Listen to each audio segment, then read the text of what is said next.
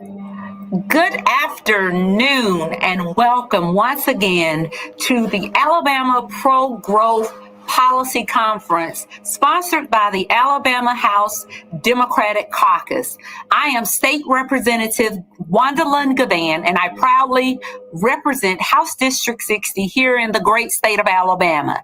Today I have the honor and privilege to introduce our keynote speaker for the hour. He is a man who really needs no introduction. But before I go into my introduction of our keynote speaker, I want to simply say to everyone who is listening how important these types of conferences are. A lot of work goes into these conferences. We have many issues that impact us on a daily basis. Education, healthcare, our economy, jobs, issues from even just something as simple as having someone to come out and pave a road in our districts or in our respective areas for which we are domiciled. So we as Democrats work every day with everything that we have, every fiber in our being, to listen to the call of the people. We understand the plight of what we've been given with regards to COVID-19. We understand that many of us are still not working. We understand that individuals had to leave their jobs in order to manage and maintain a household. But with all of these issues that have taken place in 2020 to the present, the Democratic Party here in the state of Alabama has not slept. We have worked and we will continue to work and we will continue to fight the fight, and not only the fight, but the good fight of the people. With that being said, I am so honored to introduce our keynote speaker for the hour. But as I introduce him, I want to take a moment because many of us do not understand the history of the Congressional Black Caucus. 13 individuals in 1971 demanded that their voices be heard, demanded that then President Nixon would take the opportunity to give them an opportunity to have a seat at the table. Thusly, he chose not to. So 13 African Americans in Congress said, we are tired of being sick and tired. We're not going, or we're not coming at that time to the State of the Union. We're not participating. We're going to form a union of our own that will represent the people that look like us, that have no voices. We will serve as voice, vision, and leadership. Today, I am honored to introduce our keynote speaker, a man, as I stated earlier, who needs no introduction. If you turn on CNN, you see him. If you turn on MSNBC, you see him. If you turn on other networks, you see him speaking about the issues that impact Democrats throughout this country, as well as discussing world issues. And he is none other than Hakeem Jeffries, a congressman. Congressman Jeffries has proudly represented New York's 8th congressional district in the United States House of Representatives since taking office on January the 3rd, 2013. The incredibly vibrant and diverse 8th congressional district encompasses neighborhoods in Brooklyn, Southwest Queens, including Bedford, Stuyvesant, East New York, Clinton Hill, Fort Greene, Coney Island, and Ozone Park. Congressman Jeffries was elected as chairman of the House Democratic Caucus in 2018, which is the most diverse Democratic caucus in history. In this capacity, he is the 5th highest ranking Democrat in the House of Representatives. He is also the former whip of the Congressional Black Caucus and previously co-chaired the Democratic Policy Communications Committee, where he helped develop the For the People agenda, which was instrumental in Democrats winning the majority in 2018. Most recently, Congressman Jeffries served as an impeachment manager, and we know what that was all about, Paying homage to his Brooklyn roots, Congressman Jeffries quoted the notorious B.I.G. as he laid out House Democrats' argument outlining the case against Donald Trump, or as I call him, 45. As I said, he is no stranger to politics. Before being elected to the U.S. House of Representatives, Congressman Jeffries served for 6 years in the New York State Assembly. Prior to his career in public service, Congressman Jeffries practiced law at Paul Wise, Rickland, Wharton, and Garrison LLP, and served as litigation counsel for Viacom Incorporated. Again, a man that needs no introduction. I simply quote the words of the late, great Shirley Chisholm. Your service here on earth should be paid by the rent of that service. He has paid his rent in full. And as I close my introduction, Dr. Martin Luther King said it best. Not everyone can be famous, but everyone can be great because everyone can serve. Our speaker has served and continues to serve the people of these United States. Ladies and gentlemen, I introduce to you our speaker for the hour, Congressman Hakeem Jeffries, chairman of the Congressional Black Caucus. Well, good afternoon, everyone. Thank you so much, Wandalyn, for the very, very generous introduction. Appreciate you and your leadership and all of your kind words. And of course, to Leader Daniels, thank you for your service leading the Democrats in the Alabama legislature and the work that you do on behalf of the people of the communities you serve and your great state. And of course, to Chair Clark, who serves in the equivalent position to the position that I hold in Congress as the House Democratic Caucus Chair. And so I congratulate you on being able to put together a tremendous conference filled with amazing speakers. I know that my colleague, our majority whip, Jim Clyburn, spoke yesterday, and it's just an honor to be able to stand on his shoulders, as all of us here in Washington do, and deliver a few words to you on today. I'm going to try to follow the advice of a former Sunday school teacher of mine who once said to me on the question of public speaking, Jeffries, be brief, be bright, and be gone. Because I know you've got a lot of additional business ahead of you. But just a few things that I'd like to say.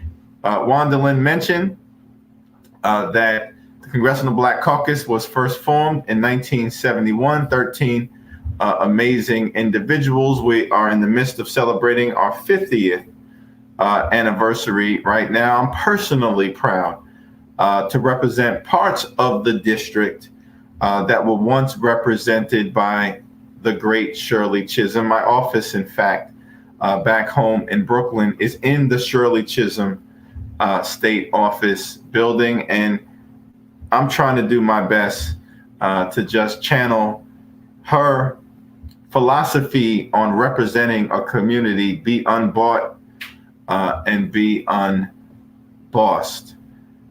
These are challenging times that we confront in America. The best of times in many ways. We have an opportunity here in Washington because of our triangular alignment of values, the House, the Senate, and the presidency, to get things done for the people, to address issues of racial, social, and economic injustice, to build back better as we emerge from this crisis. The best of times in terms of opportunity, but also in many ways the worst of times in terms of the direction that our politics continue to take. Trump is gone, but Trumpism is still with us. And we've seen it manifest itself in so many extraordinary ways in terms of the voter suppression efforts that we see metastasizing all across America. And let me just acknowledge, I acknowledge the honor that I have in serving in a seat that was once represented by Shirley Chisholm. It's an honor to speak to all of you. who come from a state that was so incredibly important in the American journey. Montgomery and Birmingham and Selma and that boy from Troy, the great John Lewis. So important in so many ways, in ways that I don't even have time to articulate, that you know more than me. But I want to continue to do my part to tell the Alabama story because it was so central in the American story. And so it's just an honor to be able to speak to you, everyone so closely connected to that amazing legacy of struggle and perseverance and civil rights progress. And I look forward to continuing to find ways to work closely together. I had the opportunity most recently to quickly be down in Hope Hull. Hope I'm saying that right. Hope Hull, Alabama, Lowndes County, to attend the homegoing service in celebration of life for my dear friend and colleague and amazing member of Congress, Terry Sewell, as her mother was sent home to glory. And so these are challenging times. It's captured by the January 6th insurrection, a violent attack on the Capitol, a mob there to assassinate the speaker, hang Mike Pence, hunt down members of Congress, stop us from undertaking our constitutional responsibilities. Nothing less than democracy hanging in the balance. I happened to be there on the floor when it was all unfolding. We were in the midst of debating the first set of objections to the certification of Joe Biden's win in Arizona. I'll never forget that moment because the Sergeant at Arms interrupted the debate. I'd never seen that happen before. And the next thing I saw the speaker expeditiously removed from the rostrum and quickly ushered out of the chamber. And then seated right next to me was Steny Hoyer, the majority leader, and Jim Clyburn, the majority whip, and their security teams came over to them and quickly removed them from the chamber, saying, "We have to leave now. There's danger at our doorstep." And as Wandalin mentioned, I'm the number 5 Democrat in leadership, the House Democratic Caucus chair. I got to be honest, I was waiting for somebody to come get me, and they never came. And so I'm sitting there. I see Liz Cheney, who at the time was my counterpart on the House Republican Conference, and I said to her afterward, "Liz, I guess I realized where the line of leadership expendability is in the House of Representatives. It stops at caucus chair." But I'm there with all of the members as things were unfolding. The Sergeant at Arms says, "Be prepared to hit the ground. The mob is right outside trying to breach the chamber, and grab the gas masks that are underneath your seats." I'd been in the House at that point for 8 years, never knew there were gas masks even in the chamber. And then right behind me is a fellow member of the chair, the fellow member of the Congressional Black Caucus, Colin Allred, says to me, and Colin, by the way, before he got to Congress, he was a civil rights lawyer. And before he was a civil rights lawyer, Colin Allred played linebacker in the NFL for the Tennessee Titans for 5 years. If you ever find yourself in the middle of a violent insurrection, it's good to have an NFL linebacker by your side. Allred says to me, "I don't know about you, Hakeem, but I'm not going out without a fight."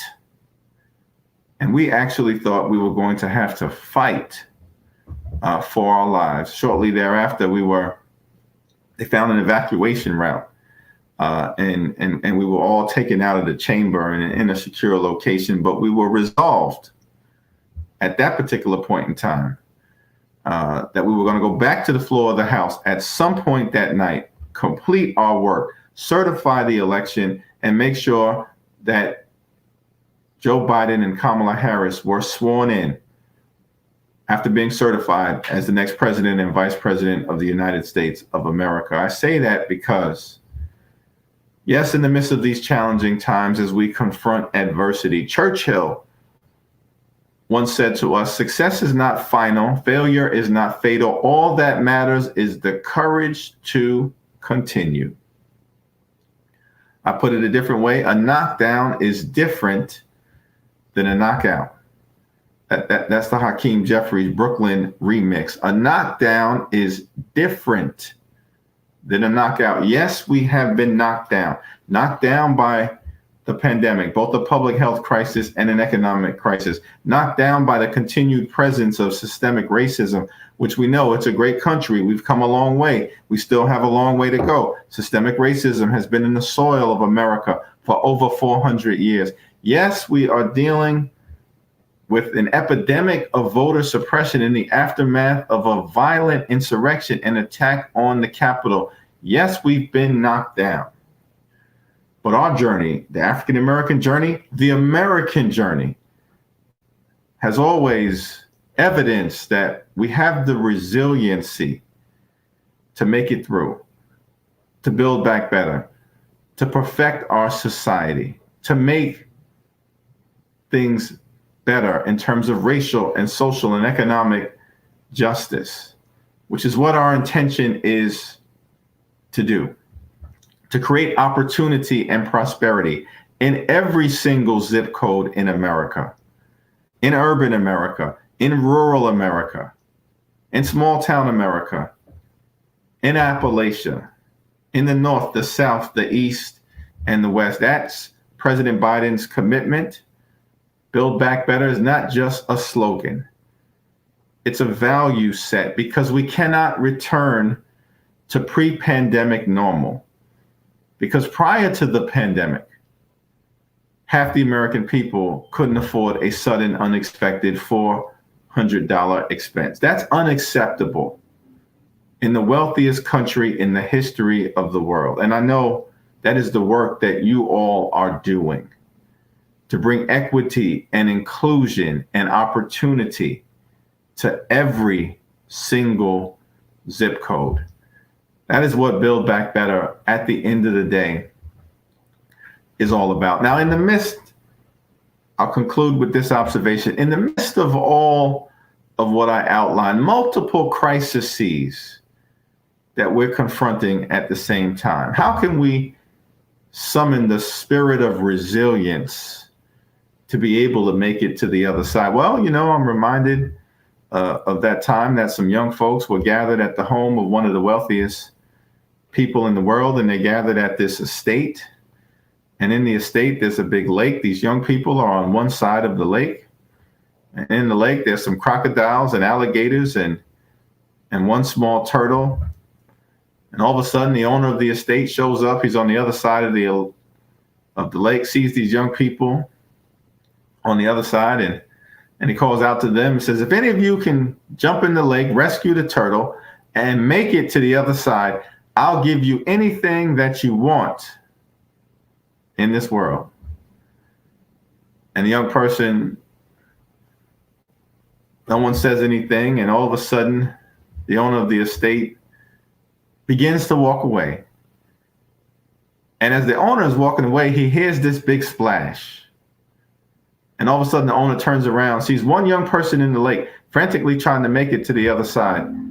And somehow this young person who's in the lake dodges the crocodiles, dodges the alligators, makes it to the middle, scoops up the turtle, continues to bob and weave, makes it somehow to the other side, gets out, dries off, hands over the turtle to the owner of the estate, who's surprised and says, congratulations, I'm not sure how you did it, but you made it to the other side. Now, as I promised, you can have anything that you want in this world.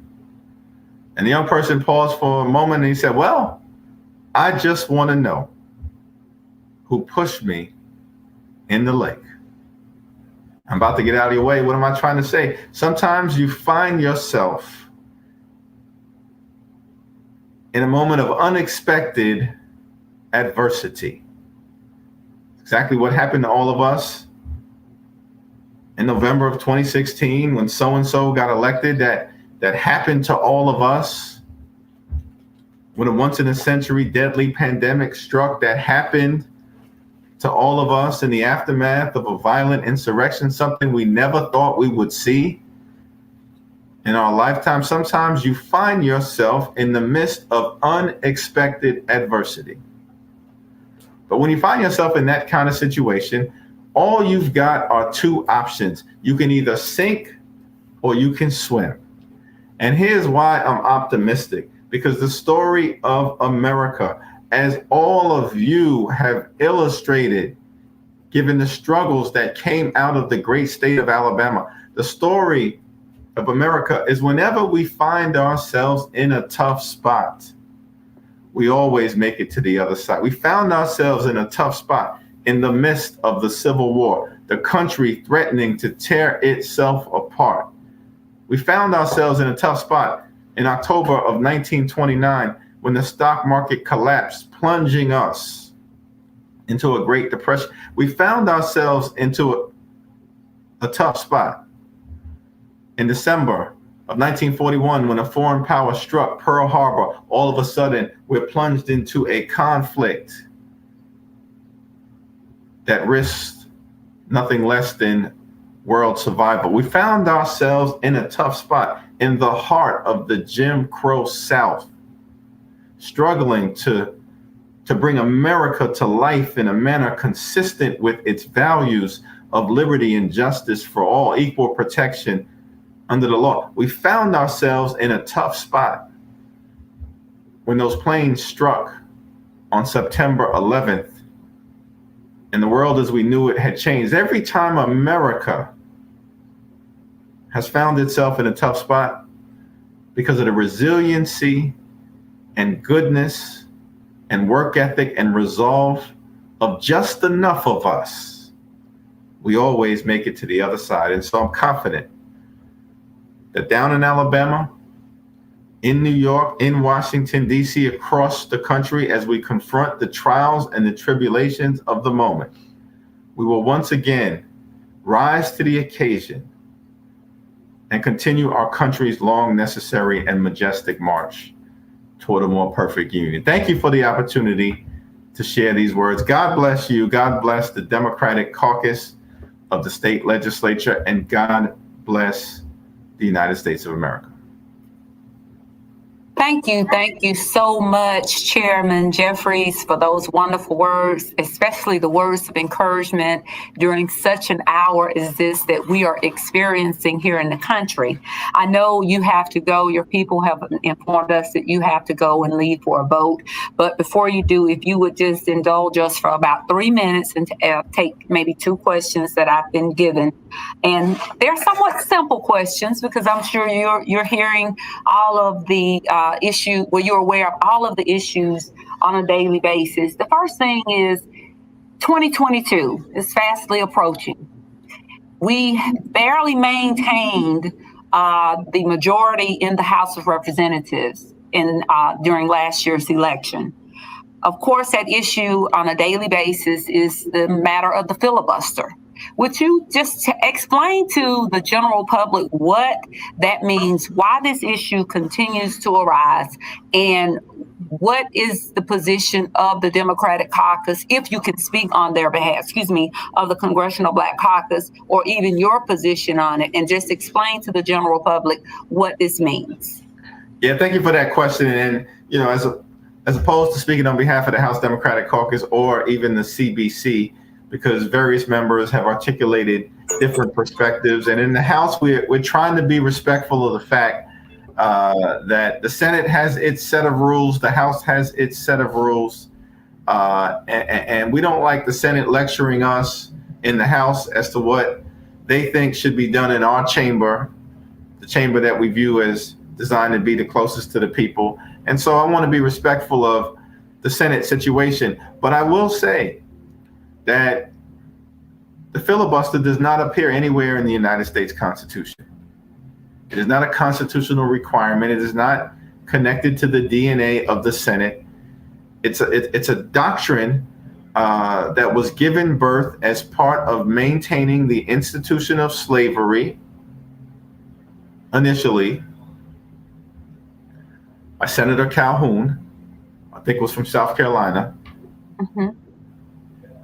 And then it was elevated as a doctrine to beat back anti-lynching legislation and civil rights laws that were coming out of the House of Representatives in the early part of the 20th century and then being blocked by Southern Dixiecrats in the Senate. That's what the filibuster's history is all about. So it's not a history that is anchored in any legitimacy, and now it's being used to try to stop important voting rights legislation, such as the John Lewis Voting Rights Act, H.R. 4, and as we saw earlier this week, H.R. 1, large parts of which were written by John Lewis, to try to make sure that everyone had the right to vote, that it could be exercised free of suppression, that early voting was in place, and access to polling sites and ID requirements weren't unnecessarily targeted at communities of color or rural communities or poor communities of every race. And so we're going to have to continue to work through this issue. There are exceptions to the filibuster that currently exist. Reconciliation, which allows for budgets to pass with a simple majority as opposed to a 60-vote majority. That's how we were able to get the American Rescue Plan done. And that's how the Republicans in 2017 passed the GOP tax scam, reconciliation, where 83% of the benefits of a $2 trillion bill went to the wealthiest 1%. That's extraordinary.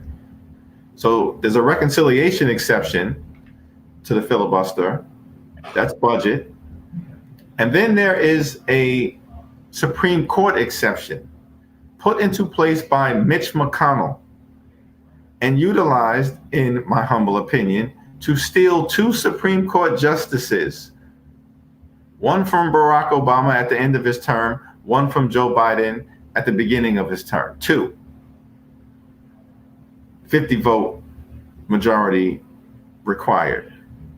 So if you can have a Supreme Court exception to the filibuster and have a budget exception to the filibuster, why can't we have a civil rights, voting rights exception to the filibuster? I think that's the prevailing growing sentiment amongst many of us here on the Hill.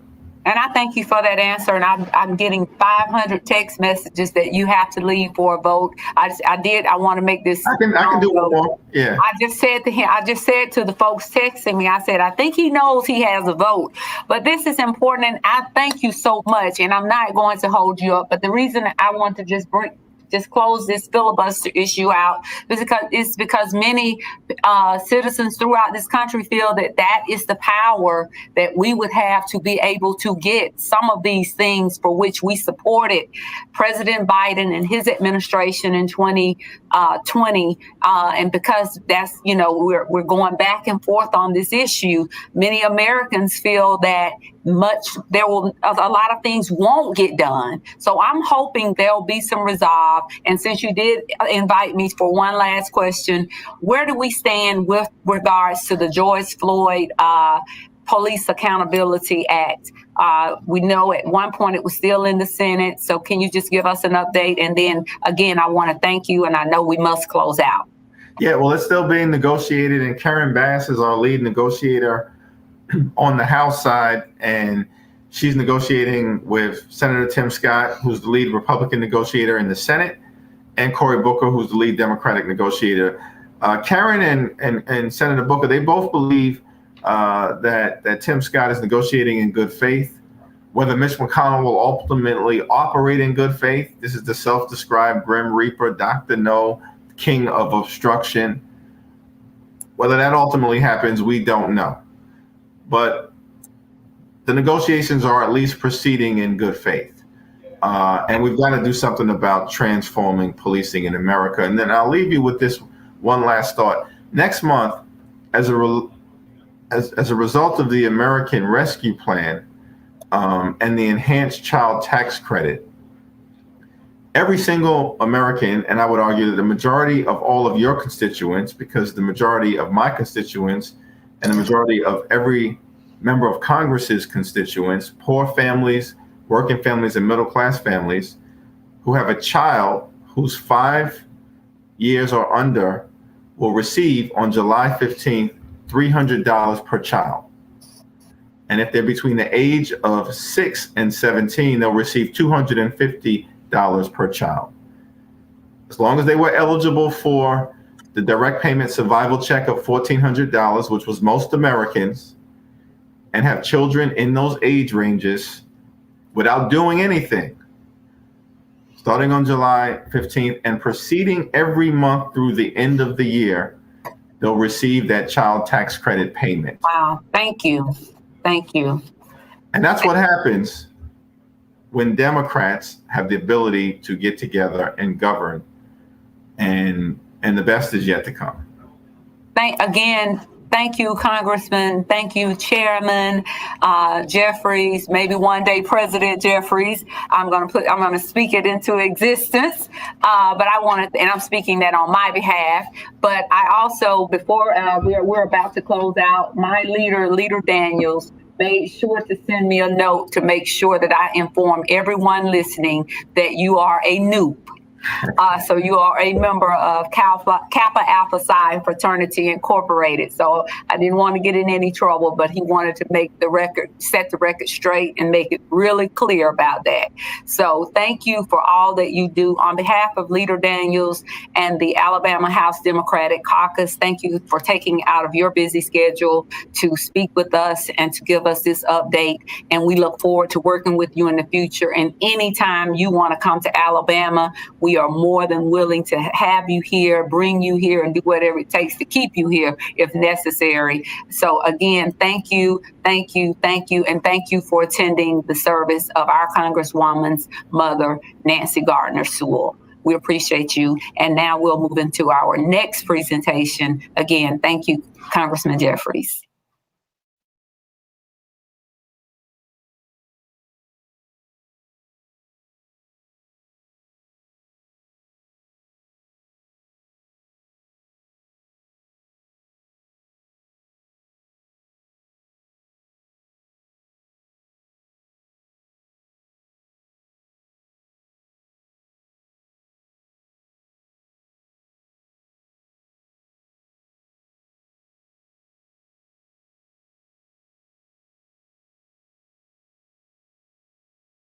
Hello, everyone. I'm Representative Jeremy Gray, the vegan legislator that lifted the 28-year ban on yoga in K-12 public schools. For the next 8 minutes, we will do a guided meditation focusing on breathing. Why is it important, you may ask? As we discuss and do the work of tearing down the systems of inequity and inequality throughout the society and social and racism, we must first take care of ourselves. Your mental well-being is important as well. Besides, you can't conquer the world until you first conquer self. Know thyself. Audre Lorde said it best. Caring for yourself is not self-indulgence. It is the self-preservation, and that is an act of political warfare. For me, it's simple. Meditation and practicing yoga helps aid me in breathing and clarity and just dealing with the daily stresses that we endure in life. This is not school, so we will say namaste. Come to the edge of your seats, check your posture, straighten your back, roll your shoulders, and just relax your shoulders. Close your eyes, clear your mind. Inhale through the nostrils, positivity, and exhale, negativity. And just keep that breathing going. Inhaling and exhale. Inhale and exhale. You can do it at your own pace. Just keep inhaling and exhaling. Close your eyes. Find that place of comfort. Just go to that dark place, that quiet place, and just take your index finger, my right, your left, put it on your nostril. And we're going to inhale through the other nostril. And we're going to take the middle finger, cross over, and exhale out. Inhale. And exhale. One last time.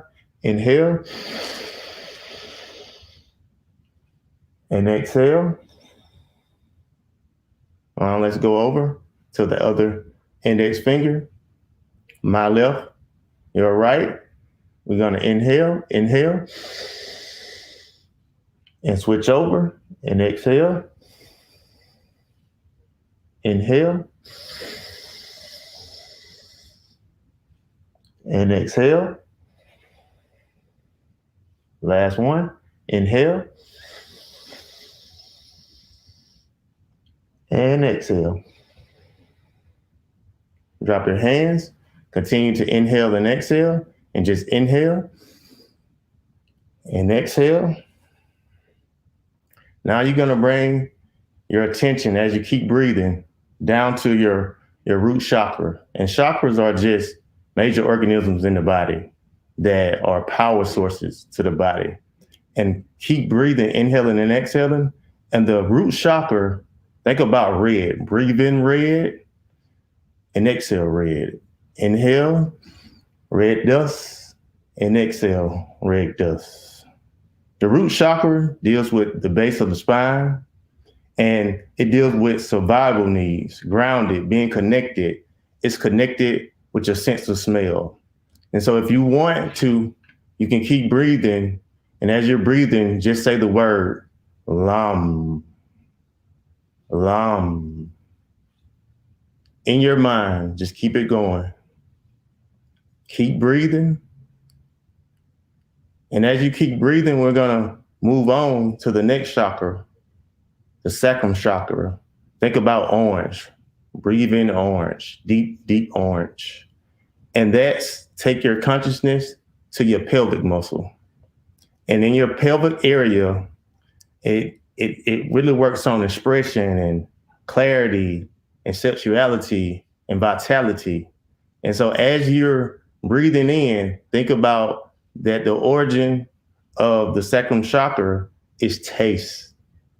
And so as you're doing that, think about the word vam, vam. And it's like inhale and exhale, saying vam.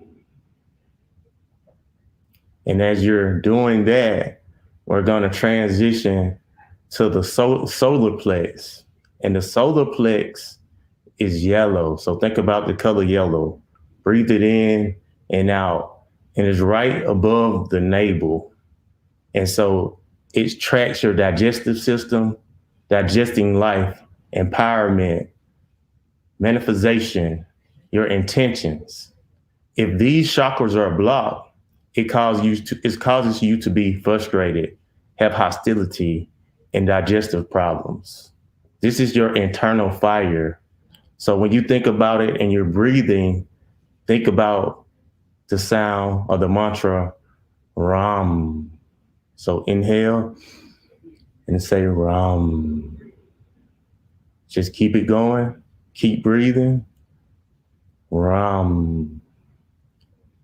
And now we're going to transition over into the heart chakra. And the heart chakra is green, and it deals with the lungs and the heart. And the heart chakra, the premises around it is to give and receive with unconditional love. It's the sea of emotional consciousness where joy and bliss. And then once you are able to open that chakra, you're releasing jealousy, resentment, and hostility. And so just empathy, all of those things. So just breathe in and out that green dust. And just think about your heart chakra and open your heart up to people and having empathy. And it has to do, it's the origin of touch. And now we're going to make our way to the throat chakra. And the throat chakra is pale blue, and it deals with the throat. And the mantra for that is hum. And it deals with hearing. It helps with thyroids, and immune, and metabolism. It's all about speaking your truth and being confident in your voice and being heard and communicating deep wisdom. So breathe in and out that blue dust and say hum. Now we're going to go to the third eye. Think about indigo blue. And the third eye is between your eyebrows in the middle right here. And you're going to think about the word sham.